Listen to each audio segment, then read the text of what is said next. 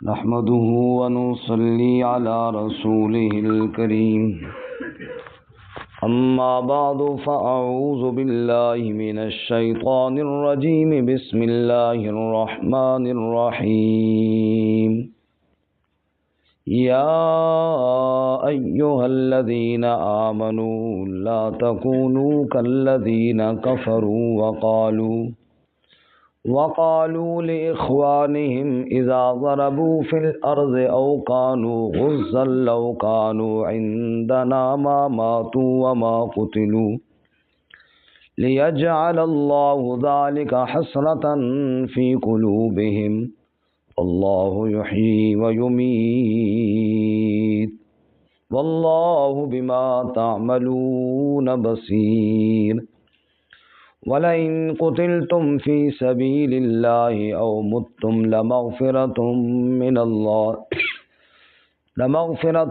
مِّنَ اللَّهِ وَرَحْمَةٌ خَيْرٌ مِّمَّا يَجْمَعُونَ وَلَئِن مُتُّمْ أَوْ قُتِلْتُمْ لَإِلَى اللَّهِ تُحْشَرُونَ سبحان ربك رب العزة عما يصفون وسلام على المرسلين والحمد لله رب العالمين اللهم صل على سيدنا ومولانا محمد وعلى آل سيدنا ومولانا محمد وعلى أصحاب سيدنا ومولانا محمد وبارك وسلم ثم صل عليه. معزز سامعین، سورہ آل عمران آیت نمبر 156، 157 اور 158 تلاوت کی ہیں۔ اللہ رب العزت ان آیات کے مطابق صحیح بیان کی توفیق عطا فرمائے اور ہمیں قرآن و سنت پر عمل کرنے کی توفیق عطا فرمائے۔ غزوہ احد میں مسلمانوں پر جو حالات بنے ان کا تفصیلی تذکرہ گزشتہ اسباق میں ہم نے پڑھا کہ کس طرح اللہ تعالیٰ نے مسلمانوں کو آزمایا اور منافقین کو الگ کر دیا اور ان کی پہچان ہو گئی۔ جب بھی حالات بنتے ہیں، کوئی مشکلات آتی ہیں، اس موقع پر منافقین کی پہچان ہوتی ہے۔ اس کے اندر بھی اللہ تعالیٰ کی حکمتیں ہیں۔ ویسے تو سارے ہی دوست ہوتے ہیں، لیکن حالات کے وقت پتہ چلتا ہے مخلص کون ہے اور منافق کون ہے۔ تو اللہ تعالیٰ نے فرمایا ان حالات سے، اس واقعے سے اللہ تعالیٰ نے ظاہر کر دیا جو لوگوں کے سینوں میں ہے، اور ایمان والوں کے ایمان کو مزید نکھار عطا فرما دیا۔ بہرحال ایمان والوں سے جو غلطی ہوئی اللہ نے فرمایا میں نے ان کو معاف کر دیا ہے۔ آج کے سبق میں فرمایا ایمان والو تم کافروں کی طرح نہ ہو جاؤ۔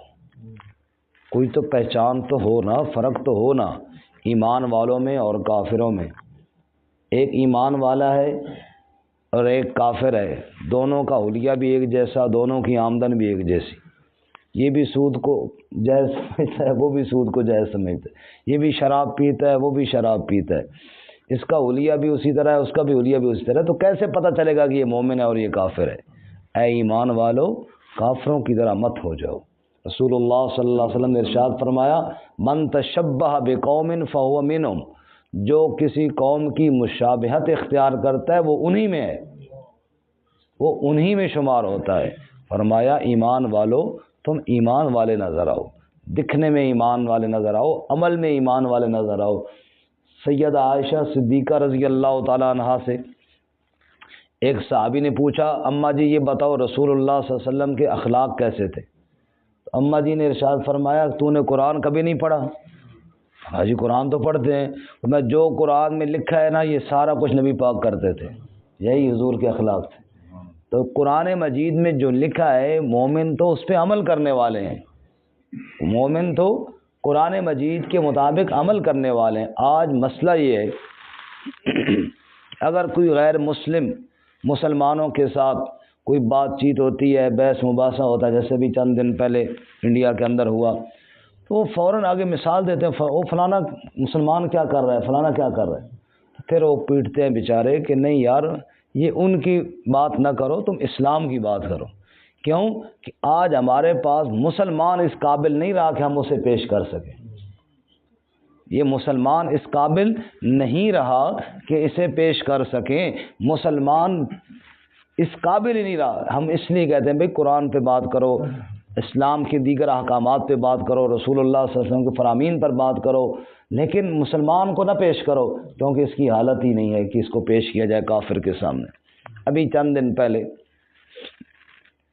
ہمارے ایک ہندو نے، اقلیتی امیدوار نے، جو اسمبلی میں بات کی، شاید آپ میں سے کئی لوگوں نے سنی ہوگی، اس نے کہا سر جی ہمیں کہتے ہیں بت پرستی منع ہے، اور میں نے خود اپنی آنکھوں سے دیکھا قبروں کی پرستش کرتے ہوئے، وہ بھی ہمیں بتاتے ہیں کہ بت پرستی منع ہے۔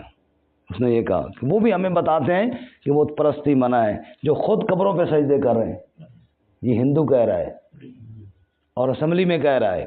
کہنے کا مطلب یہ ہے کہ مسلمان کی آج حالت یہ ہے کہ اسے اپنے دین کا پتہ ہی کوئی نہیں ہے کہ وہ کیا کر رہا ہے اور کیا اسے کرنا چاہیے تھا۔ اس لیے فرمایا کہ کچھ تو فرق کرو، کچھ تو پہچان ہو کہ پتہ چلے کہ یہ ایمان والا ہے اور یہ بے ایمان ہے۔ یا ایھا الذین آمنوا، اے ایمان والو، لا تکونوا کالذین کفروا، تم کافروں کی طرح نہ ہو جانا، تم کافروں کی طرح نہ ہو جانا، ان کی صفتیں اپنے اندر نہ لے کر آنا، جیسے وہ بے حیا ایسے مسلمان بھی بے حیا، جیسے وہ حرام خور ایسے مسلمان بھی حرام خور، جیسے وہ اللہ کے باغی ایسے مسلمان بھی اللہ کے باغی۔ ٹھیک ہے، اس میں کوئی شک نہیں کہ اگر ایمان موجود ہے تو پھر بھی ان سے بہتر ہے، لیکن لگ تو ان کی طرح رہا ہے نا، لگ تو ان کی طرح رہا ہے نا، ایمان تو دل کی چیز کا نام ہے نا، ظاہراً تو انہی کی طرح لگ رہا ہے، اللہ کہتا ہے ان کی طرح نہ دکھو، تم ایمان والے نظر آنا۔ یا ایھا الذین آمنوا، اے ایمان والو، لا تکونوا کالذین کفروا، تم کافروں کی طرح نہ ہو جاؤ۔ وقالوا لاخوانہم، اور انہوں نے اپنے بھائیوں سے کہا، وہ اپنے بھائیوں سے کہتے ہیں، اذا ضربوا فی الارض، جب بھی وہ زمین پر کہیں سفر پہ نکلتے ہیں، او کانوا غزا، یا کسی جہاد کے غزوے میں جہاد میں جاتے ہیں، تو کافر کیا کہتے ہیں؟ کہتے ہیں لو کانوا عندنا ما ماتوا وما قتلوا، اگر ہمارے پاس رہتے تو نہ مرتے اور نہ قتل ہوتے۔ تو کافروں کا ایمان کیا ہے؟ بس اندر وڑے رہو، تو چھپ کے بیٹھے رہو، تو بس پھر محفوظ رہو، ورنہ جہاد کے میدان میں گئے تو مارے جاؤ گے۔ اللہ فرماتا تم تو اس طرح کی باتیں نہ کرو، تم تو ایمان والے ہو، تم تو کوئی ایمان کی بات کرو، تم تو کہو بھائی اللہ نہ چاہے تو کچھ نہیں ہوتا، تم بھی اسی طرح کی باتیں کرو گے تو فرق کیا رہے گا ان میں اور تم میں؟ اللہ فرماتے ہیں لِيَجْعَلَ اللَّهُ ذَلِكَ حَسْرَةً فِي قُلُوبِهِمْ، تاکہ اللہ اس بات کو حسرت بنائے ان کے دلوں میں۔ ظاہر بات ہے ہر ایک نے مر تو جانا ہی ہے، وہ کہے یار اس طرح ہوتا تو یوں ہو جاتا، یہ نہ کرتے تو وہ، یہ حسرت ہی رہ جاتی ہے، باقی ہوتا وہی ہے جو اللہ کے فیصلے میں ہوتا ہے، اور اللہ کے فیصلے کو کوئی چینج نہیں کر سکتا۔ اس لیے آگے فرمایا واللہ یحیی و یمیت، اور اللہ ہی زندہ کرتا ہے اور موت دیتا ہے، موت اور زندگی کا مالک صرف کون ہے؟ انشاءاللہ آگے 5ویں پارے میں ہم پڑھیں گے اینما تکونوا یدرککم الموت، تم جہاں بھی ہو موت تمہارے پاس پہنچ جائے گی۔ اب ان الفاظ پہ اگر آپ غور کریں نا جی، تو اللہ نے یہ نہیں فرمایا تم موت کی طرف جا رہے ہو، فرمایا موت تمہاری طرف آ رہی ہے۔ میں اگر موت کی طرف جا رہا ہوں نا، چلو میں نہ جاؤں تو بچ جاؤں گا، میں ادھر چلا جاؤں ادھر، میں نہیں جا رہا، وہ آ رہی ہے۔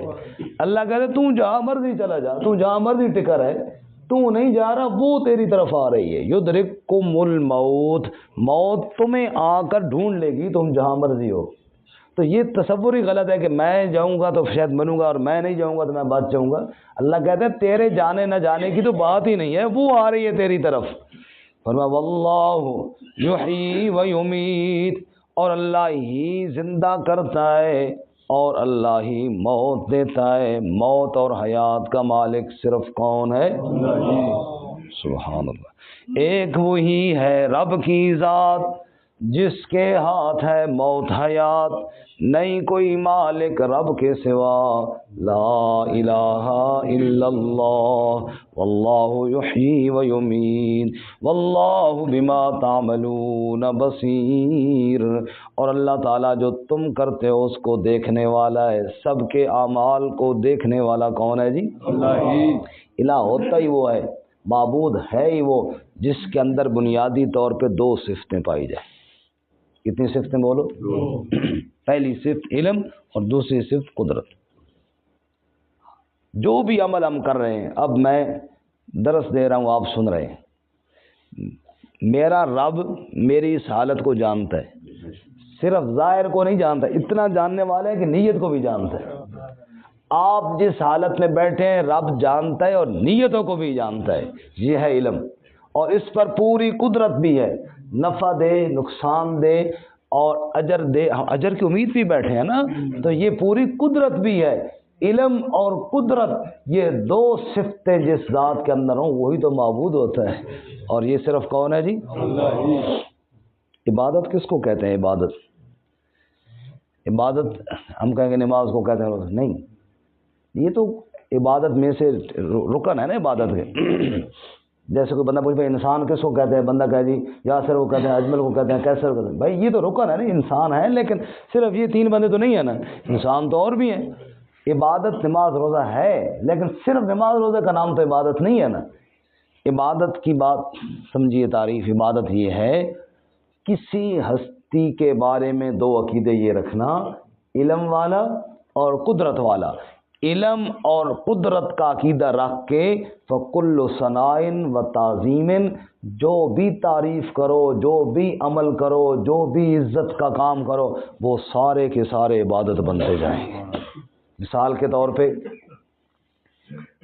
بندہ چل گیا جی مکہ مکرمہ سے، وہ عرفات پہنچا، منا کراس کیا، عرفات گیا، پھر مزدلفہ آیا، پھر منا آیا، یہ چل رہا ہے سارا، لیکن اس نیت سے چل رہا ہے کہ میرا رب مجھے دیکھ بھی رہا ہے اور قدرت بھی رکھتا ہے، تو یہ چلنا کیا بن گئی؟ عبادت۔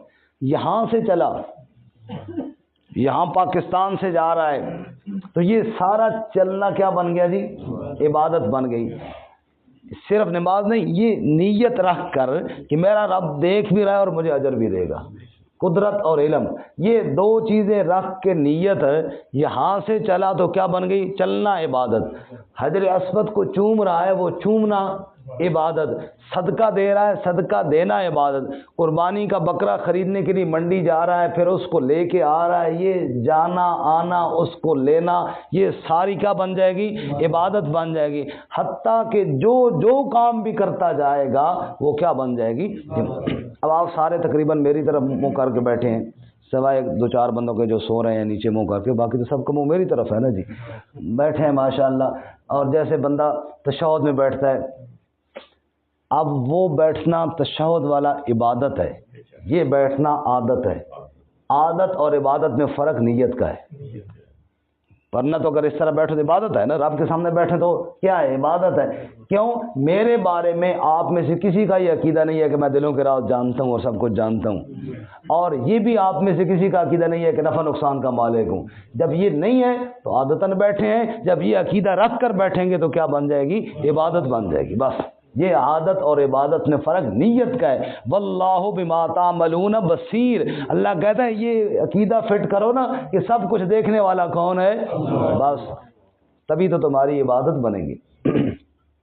وَلَئِن قُتِلْتُمْ فِي سَبِيلِ اللَّهِ، اور اگر تم قتل کیے گئے اللہ کی راہ میں، او متم، یا تم مر گئے، لَمَغْفِرَةٌ مِّنَ اللَّهِ، تو یقیناً بخشش ہوگی اللہ کی طرف سے۔ ارے مرنا تو ویسے بھی ہے، کیوں نہ اللہ کی راہ میں موت آ جائے تو بخشش ہے، اللہ کا وعدہ ہے۔ وَرَحْمَةٌ، اور اللہ کی رحمت ہے، خَيْرٌ مِّمَّا يَجْمَعُونَ، اللہ کی مغفرت اور رحمت بہتر ہے اس سے جو وہ جمع کرتے ہیں۔ ساری کائنات کے خزانے ایک طرف ہو جائیں، اللہ کی مغفرت اور رحمت کا مقابلہ نہیں۔ اللہ میں مغفرت عطا فرمائے اور رحمت عطا فرمائے۔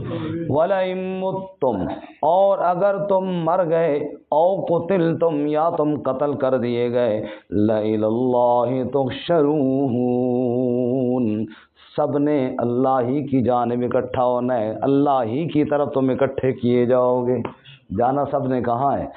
سواری پہ سوار ہوتے ہیں تو کیا پڑھا؟ سبحان الذی سخر لنا ھذا وما كنا له مقرنین وانا الی ربنا لمنقلبون، ہم اپنے رب کی طرف لوٹ کے جا رہے ہیں۔ یہ سفر تو عارضی ہے، اصل تو وہ سفر ہے جو ہمارا جاری ہے، گھر بیٹھے ہیں تب بھی جاری ہے، لیٹے ہیں تب بھی جاری ہے، کیونکہ رب کی طرف جا رہے ہیں۔ اللہ تعالیٰ ہمیں محشر کے میدان کے اندر سرخ روئی عطا فرمائے۔ ترجمہ دوبارہ سنیں۔ یا ایھا الذین آمنوا، اے ایمان والو، لا تکونوا، نہ ہو جاؤ، کالذین کفروا، ان لوگوں کی طرح جنہوں نے کفر کیا، وقالوا لاخوانہم، اور انہوں نے اپنے بھائیوں سے کہا، اذا ضربوا فی الارض، جب وہ زمین پر چلنے لگے، او کانوا غزا، یا کسی جہاد میں گئے، لو کانوا عندنا ما ماتوا وما قتلوا، اگر ہمارے پاس ہوتے تو نہ مرتے اور نہ قتل کیے جاتے، لیجعل اللہ ذلک حسرۃ فی قلوبہم، تاکہ اللہ اس بات کو حسرت کا ذریعہ بنائے ان کے دلوں میں، واللہ یحیی و یمیت، اور اللہ زندہ کرتا ہے اور موت دیتا ہے، واللہ بما تعملون بصیر، اور اللہ تعالیٰ جو تم کرتے ہو اس کو دیکھنے والا ہے۔ وَلَئِن قُتِلْتُمْ فِي سَبِيلِ اللَّهِ، اور اگر تم قتل کیے گئے اللہ کی راہ میں، او متم، یا تم مر گئے، لَمَغْفِرَةٌ مِّنَ اللَّهِ، البتہ مغفرت اللہ کی طرف سے، ورحمت، اور اللہ کی رحمت، خیر مما یجمعون، بہت بہتر ہے اس سے جو وہ جمع کرتے ہیں، وَلَئِن مُتُّمْ أَوْ قُتِلْتُمْ، اور اگر تم مر گئے یا تم قتل کیے گئے، لَإِلَى اللَّهِ تُحْشَرُونَ، یقیناً اللہ ہی کی جانب تم اکٹھے کیے جاؤ گے۔ وآخر دعوانا